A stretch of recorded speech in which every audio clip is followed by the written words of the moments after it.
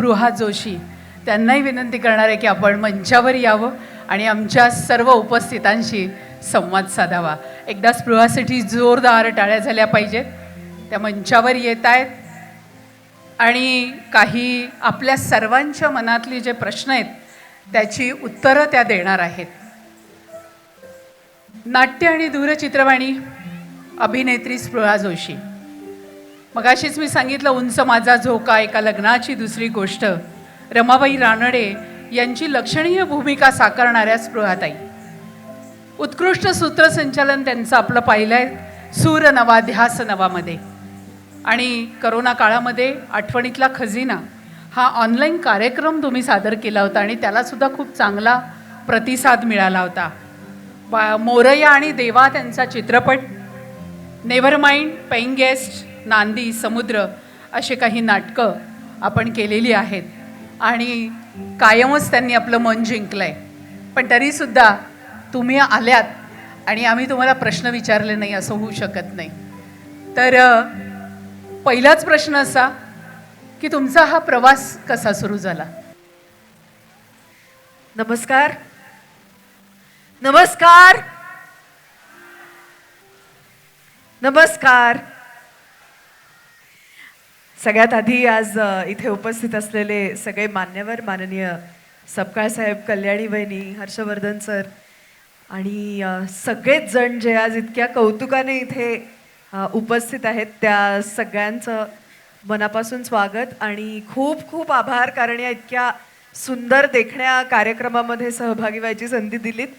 आत्ता मी आणि आशिष बसल्या बसल्या असं बोलत होतो की हा कार्यक्रम आणि याची स्केल एवढी मोठी आहे सर की आम्ही मराठी एंटरटेनमेंट इंडस्ट्रीमधले अनेक अवॉर्ड फंक्शन्स हे एवढ्या लेवलचे असतात आणि आज एका शैक्षणिक संस्थेचा कार्यक्रम इतका सुंदर, इतक्या देखण्या, इतक्या भरजरी श्रीमंत पद्धतीने साजरा होतोय.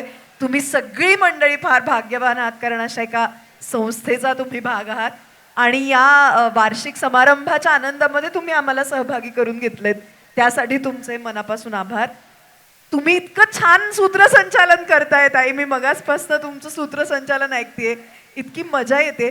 आणि एकदा जोरदार टाळ्या त्या सगळ्या अँकर्ससाठी जे तुमचे मित्र आहेत, त्यांनी त्यांची स्क्रिप्ट लिहिली आहे आणि असं इतकं छान अँकरिंग इकडे उभं राहून करतायत आणि खूप खूप कौतुक तुमच्या सगळ्यांचं. आणि आता तुमच्या प्रश्नाकडे वळते.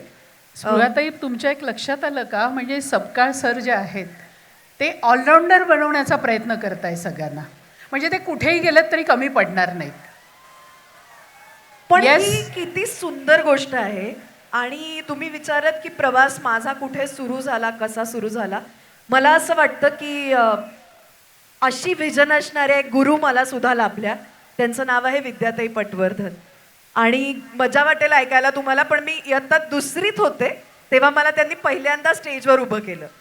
त्यांनी एक एकांकिका केली होती, दिनूचं बिल नावाची. आचार्य अत्रे फार थोर लेखक आहेत, त्यांची कथा होती.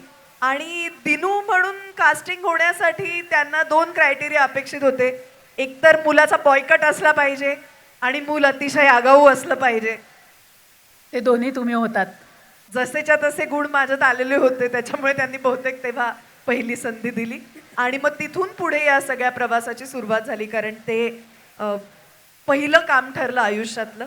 आणि मग पुढे एकीकडे नाटक, एकीकडे मालिका, चित्रपट, असा सगळा प्रवास होत गेला. पण प्रवासाची सुरुवात ही माझ्या बालमोहन विद्या मंदिर नावाच्या शाळेपासून झाली. तिथे तितकी मोठी विजन असलेल्या गुरु मला लाभल्या. त्यांनी पहिल्यांदा नाटकात काम करायची संधी दिली, मालिकेतही काम करायची संधी दिली आणि कविता तुला करता येऊ शकते हा आत्मविश्वास सुद्धा विद्यार्थ्यांमुळे मनात रुजला. म्हणजे अगदी 2 वर्षाच्या असल्यापासून तुम्हाला दुसरीत असल्यापासून, म्हणजे 7 वर्षाच्या. पण TV मालिका की शो? नाटक. नाटक. मला असं वाटतं की नाटक ही सगळ्यात जिवंत आणि रसरशीत कला आहे आणि तिथे तुमच्यासारखे प्रेक्षक मला येऊन थेट भेटू शकतात. सिनेमा रिलीज होतो, तो प्रेक्षकांपर्यंत पोहोचायला वेळ लागत असतो, त्यामुळे नक्की तुम्हाला सिनेमा आणि माझं त्यातलं काम आवडलंय का नाही आवडलंय याची मला 2-2 वर्ष कल्पना येत नाही कदाचित सिनेमा रिलीज होईपर्यंत. पण नाटकाला किंवा एखाद्या लाईव्ह शोला जेव्हा तुम्ही येता, आम्ही एक संकर्षण व्हाया स्पृहा नावाचा कार्यक्रम करतो ताई, त्यामध्ये आम्ही आमच्या कविता प्रेक्षकांना ऐकवतो. पुरुष नावाचं नाटक आता मी करतेय, जो फार सिरियस आणि आजच्या काळात फार महत्वाचा असलेला विषय आहे. पण त्यावेळेला प्रेक्षक आपल्या जोडीने हसतात, रडतात, मजा करतात. आवडलं तर दाद देतात, नाही आवडलं तर एक सायलेन्स पसरतो. सो एक कलाकार म्हणून जेव्हा तुम्ही लाईव्ह पद्धतीने प्रेक्षकांशी गप्पा मारता, ते सगळ्यात मला इंटरेस्टिंग वाटतं. पहिला सिनेमा आणि पहिलं TV सिरियल कुठली? पहिला सिनेमा होता खरं तर शॉर्ट फिल्म म्हणायला पाहिजे. सई परांजपे नावाच्या फार मोठ्या दिग्दर्शिका. हो. पुन्हा एकदा विद्यार्थ्यांमुळे ही संधी मिळाली. त्या चिल्ड्रन सोसायटीच्या तेव्हा अध्यक्ष होत्या सई परांजपे. आणि त्या काळात गुजरातमध्ये भुजमध्ये मोठा भूकंप झाला होता. आणि त्या भूकंपावरती सई मावशींनी 4 छोट्या छोट्या शॉर्ट फिल्म्स केल्या होत्या. आणि त्या शॉर्ट फिल्ममध्ये मला पहिल्यांदा काम करायची संधी मिळाली, मी 6वीत असताना. आणि पहिली मालिका त्यावेळेला अल्फा मराठी होतं, आज जे झी मराठी म्हणून आपण बघतो. त्या झी मराठीवर लहान मुलांची एक मालिका होती, दे धमाल नावाची. हो. सो त्या दे धमालमध्ये मी आयुष्यात पहिल्यांदा माझं टीव्हीवरचं काम केलं. आदर्श व्यक्ती या क्षेत्रातली कोण आपली? या क्षेत्रातली अनेक आहेत. अनेक जणी आत्ता काम करतायत, त्यातल्या काही मैत्रिणी आहेत ज्यांची शिस्त, ज्यांचं कामावरचं प्रेम, डेडिकेशन हे सगळं फार कमालीचं वाटतं. पण कदाचित आत्ता पुरुष नाटक करते आहे त्याच्यामुळे जास्त तिकडे कल झुकतोय. पण रीमा लागू माझे फार जवळचे संबंध होते त्यांच्यासोबत. आणि रीमा मावशींनी पूर्वी जेव्हा पुरुष नाटक आलं होतं रंगमंचावर, तेव्हा त्यातली प्रमुख भूमिका केली होती. आणि आज ती मला करायला मिळते आहे. तर मला असं वाटतं की तो कुठेतरी तिचा आशीर्वाद आहे डोक्यावर. त्यामुळे ही व्यक्तिरेखा माझ्याकडे आली. पण मला या क्षेत्रात काम करणाऱ्या ज्या सगळ्याच बायका आतापर्यंत भेटल्यात, त्या इतक्या कमालीच्या ताकदीच्या अभिनेत्री आणि स्वतःच्या पायावर उभ्या असणाऱ्या बायका होत्या की फार आनंद वाटतो की त्यांच्या पावलावर पाऊल टाकून आम्ही आता या क्षेत्रात काम करतो. आता आमच्या मुलांचे कलागुण तुम्ही पाहिलेत, मग त्यामुळे नक्कीच मुलांना जर पुढे यामध्ये या क्षेत्रात आपलं काम करायचं असेल तर त्यांना सल्ला किंवा काही टिप्स काय द्याल? सल्ला देणे की मी खरं तर मोठी नाही आहे, कारण आमच्या माझ्या आणि त्यांच्या विद्यार्थ्यांना वयात फारसं अंतर नाही आहे. तुम्हाला वाटत असेल मी खूप मोठी आहे वयाने, पण असं अजिबात नाही आहे. आपण तुमची एक थोडीशी तुमच्यापेक्षा मोठी वयाने ताई म्हणून काहीतरी त्यातल्या त्यात सांगू शकते. पण क्षेत्र फार सुंदर आहे, फार मजेशीर आहे. प्रचंड लोकप्रियता मिळवून देणारं क्षेत्र आहे, प्रेम मिळवून देणारं क्षेत्र आहे. तुम्हाला गंमत सांगते, आज इतकी मोठमोठी मंडळी इथे समोर बसलेली आहेत प्रेक्षकांमध्ये. आयुक्त साहेब आलेले आहेत, सपकाळ सर स्वतः आहेत. पण सर, मी धोका पत्करून हे विधान करणार आहे, तुम्ही जगातल्या कुठल्याही क्षेत्रात काम करत असा आणि ते कितीही मोठं क्षेत्र असेल, पण आम्हा कलाकारांना जितकं प्रेम मिळतं तितकं जगातल्या कुठल्याही क्षेत्राचं तुम्हाला मिळू शकत नाही.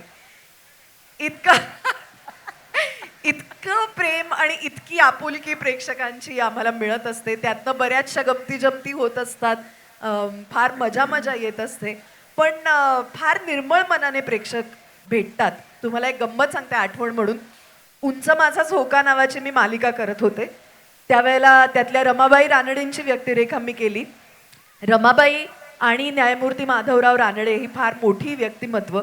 तर माझ्या पाया पडलेत, माझ्या पायाला हात लावून मोठ्या मोठ्या वयाची माणसं, कारण त्यांना रमाबाई कुठेतरी तिकडे दिसत होत्या. आणि मला एका खूप म्हाताऱ्या आजींनी एक पत्र लिहून पाठवलं होतं. त्यात सौभाग्यवान कुंकवाचा करंडा आणि एक चिकनी सुपारीचं छोटंसं पाकिट होतं. कारण मालिकेत आम्ही अर्थात ते त्यांच्या चरित्रातही आहे की न्यायमूर्ती रानडेंना जेवल्यानंतर सुपारी खायची सवय होती. तर त्यांनी पत्रात मला असं लिहिलं होतं की फार गोड काम करतेस, फार चांगलं काम करतेस, अशीच करत राहा आणि जेवल्यानंतर तुमच्या लंच ब्रेकमध्ये माधवरावांच्या हातावर ही चिकनी सुपारी दे. आता मालिकेचं शूटिंग आहे हे त्यांना कळत होतं, ही मालिका आजच्या काळातली आहे त्यांना कळत होतं. पण तरी सुद्धा कुठेतरी त्या रमाबाईंशी, माधवरावांशी काहीतरी आपलं नातं आहे आणि आपल्याकडून त्यांच्यापर्यंत काहीतरी पोचवावं अशी त्यांच्या मनात इच्छा तयार होते. आणि मला वाटतं हे सगळं या क्षेत्रामुळे हे प्रेम मिळतं. त्यामुळे खरं सांगू का, जरूर या, क्षेत्र अत्यंत सुंदर आहे. जशा सगळ्या इतर क्षेत्रांमध्ये अडचणी असतात, कष्ट घ्यावे लागतात तितकेच आमच्याही क्षेत्रात घ्यावे लागतात. पण खरंच मनापासून असं वाटत असेल की ऍक्टिंग आलं नाही तर आपल्याला दुसरं काहीच करता येणार नाही, तितकी जर का पॅशन तुमच्यामध्ये असेल तर मात्र या क्षेत्रात नक्की या. फक्त 4 लोक सेल्फ्या काढतायत आणि ऑटोग्राफ्स घेतायत म्हणून येणार असाल तर येऊ नका, इतकंच सांगू शकते. उत्कृष्ट अभिनयाची पावती तुम्हाला नेहमीच मिळालेली आहे, पण तुम्ही कविता पण उत्कृष्ट करता आणि त्या सादर करण्याची जी कसब आहे ती पण छान आहे. मग नक्की कविता की अभिनेत्री? अभिनय हा माझा व्यवसाय आहे, कविता हा माझा छंद आहे. बर. आणि मला असं वाटतं की या दोन नेहमी वेगवेगळ्या गोष्टी जरी आपल्याला बघताना वाटत असल्या तरी म्हणजे अभिनेत्री म्हणून काम करताना तिथं कुठेतरी कवितेची आवड डोकावत राहते आणि कविता करत असताना कधी कधी अभिनेत्री डोकावत राहते. कविता सादर करताना लोकांच्या मनापर्यंत पोहोचताना कवितेचा अर्थ समजून घेऊन तो सादर करताना अभिनेत्री असल्याचा फायदा होतो. आणि अभिनेत्री म्हणून काम करत असताना कविता करण्याची जी संवेदनशीलता आहे माणूस म्हणून ती कुठेतरी कामाला येत असते. त्यामुळे ह्या प्रश्नाचं असं उत्तर देता येणार नाही, पण मला माझी दोन्ही कामं फार आवडतात. म्हणजे एक छंद जोपासणं आणि एक व्यवसाय. नक्कीच. येस. तुम्ही आता आमचं हे सुंदर सबकाळ नॉलेज हब पाहिलंय, म्हणजे आल्यापासून तुमचं सगळी नजर सगळीकडे फिरल्या गेलेली आहे आणि अशी शैक्षणिक संस्था तुम्हाला बघायला मिळाली तर त्याविषयी काय सांगाल? मी तेच म्हटलं की एका शैक्षणिक संस्थेचं गॅदरिंग असं असू शकतं हे मी माझ्या आयुष्यात पहिल्यांदा बघते. त्यामुळे खरोखरच तुमचे सगळे हे जे शिक्षक आहेत, ही जी सगळी बाकीची टीम आहे जी हे इतका सुंदर फेस्टिवल करण्यासाठी प्रयत्न करते, त्यांचं तर कौतुक आहेच. या विद्यार्थ्यांचं बाय द वे इंजिनिअरिंग कॉलेजमधली मुलं इतकी सुंदर डान्स करतात हे आज मी पहिल्यांदा बघितलं. त्यामुळे तुमच्या सगळ्या डान्सर मुलांचं सुद्धा खूप खूप कौतुक. आणि इतक्या प्रेमाने सबकाळ सर आणि कल्याणी मॅम हे सगळं आयोजित करतायत तर त्यांचंही खूप खूप मला कौतुक वाटलं. धन्यवाद. एकदा स्पृहासाठी जोरदार टाळ्या झाल्या पाहिजे. अगदी छान त्यांनी आपल्याशी संवाद साधला आणि इथं आल्या आणि आमचं हे सगळं आवडलं, म्हणजे यातच सगळं आलं. मला फार मजा आली, खरंच मजा आली. मग थांबणार का इथे थोडे दिवस? तुम्ही माझ्यासोबत सिनेमा करणार का सर? एवढे जण ऍक्टिंग नाही करू शकत. तर मी नक्की थांबते. हवं तर इथे एक अभिनयाचं वर्कशॉप घेते मुलांसाठी. अरे वा, खूप छान होईल सर. लक्षात ठेवा, एकदा आपण बोलवूया आपल्या मुलांसाठी. धन्यवाद स्पृहाताई, इथे आलात आणि आमच्याशी अतिशय सुंदर संवाद साधला. कविता ना, मला वाटलं होतं पण म्हटलं काय कविता, कारण आजकाल तुम्ही जर फेसबुक आणि बऱ्याच इंस्टाग्रामवर स्पृहाच्या पाहिलं असेल तर सुंदर सुंदर कविता त्यांनी केलेल्या आणि मांडण्याची जी पद्धत आहे ती खरी महत्त्वाची असते. आज या कॉलेजमध्ये तुम्ही सगळी ज्या वयातली मंडळी आहात ना, त्यांच्यासाठीची एक कविता ऐकवते. कविता सर माझी नाहीये, पण मला फार आवडणारी कविता आहे ती ऐकवते. कारण ही सगळी जी मंडळी आता आहेत ती आता नव्या नव्याने प्रेमात पडण्याच्या वयातली आहेत. आणि बरोबर आहे ना?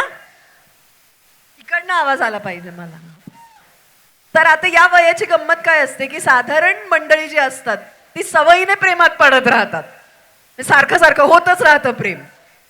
आणि असं काही नाही की व्यक्ती एकच असते, व्यक्ती अनेक असू शकतात. आज एका माणसाबरोबर दिसलेली व्यक्ती उद्या दुसऱ्या व्यक्तीबरोबर दिसू शकते. ही या वयाची गंमत आहे. आणि या वयामध्ये अर्ध्या वेळेला तर एकतर्फी प्रेमात पडत असतात लोक आणि त्या प्रेमाचं पुढं काही घडत नाही. घडतं एकच की कॉन्सन्ट्रेशन एवढं हल्लेलं असतं की एका वर्षात 4 केट्या लागू शकतात, लक्ष धड नसेल तर एका जागी. तर ही त्या वयातली कविता आहे, थोडी जुनी कविता आहे. कवितेचं नाव आहे शेपटा. शेपटा म्हणजे लांब सडक केसांची वेणी. हां. आणि कविता अशी आशिष की एक मुलगा परीक्षेला बसला SSCच्या आणि शेवटपर्यंत त्याला पेपर काही पूर्ण लिहिता येत नाही. आता SSCच्या परीक्षेत पेपरच लिहिता न येणं किती डेंजर गोष्ट आहे. तर ही त्या मुलाची कविता आहे की SSCचं मी बसलो होतो प्रथम परीक्षेचं. SSC बोर्डाची परीक्षा दिली ना सगळ्यांनी इंजिनिअरिंगला यायच्या आधी. हा केवढं प्रेशर असतं आपल्यावरती. तर त्या परीक्षेत SSC मी बसलो होतो प्रथम परीक्षेस एकाग्रतेने पेपर सोडवा आदेश उपदेश. SSC मी बसलो होतो प्रथम परीक्षेस एकाग्रतेने पेपर सोडवा आदेश उपदेश. पेपर पहिला घंटा पहिली क्षण हा औत्सुक्याचा. पेपर पहिला घंटा पहिली क्षण हा औत्सुक्याचा आणि माझ्या पुढती नंबर होता शुभदा जोशीचा. पेपर पहिला घंटा पहिली क्षण हा औत्सुक्याचा आणि माझ्या पुढती नंबर होता शुभदा जोशीचा. मानेला ती देऊन हिसडा नकळत सवयीने. मानेला ती देऊन हिसडा नकळत सवयीने. लिहू लागली पेपर तेव्हा पानांवर पाने. मऊ रेशमी मोहक काळा शेपट्याचा भार. मऊ रेशमी मोहक काळा शेपट्याचा भार. तिचा तत्क्षणी येऊन पडला माझ्या बाकावर. 3 तास एक चित्त मी. 3 तास एक चित्त मी तिच्या शेपट्यात. 3 तास एक चित्त मी तिच्या शेपट्यात. एकही ओळ लिहिली नाही उभ्या पेपरात.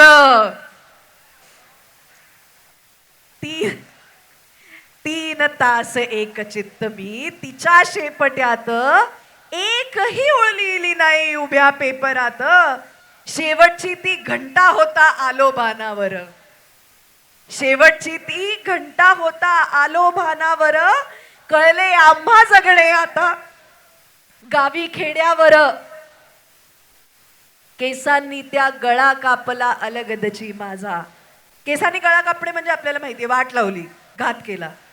केसांनी त्या गळा कापला अलगदची माझा. पीडित शेपट्या परी बैलाच्या जगतो हा राजा.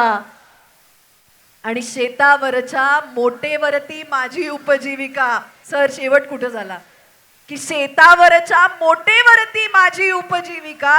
अहो शिक्षणाचा आज मी पारखा शुभदा प्राध्यापिका.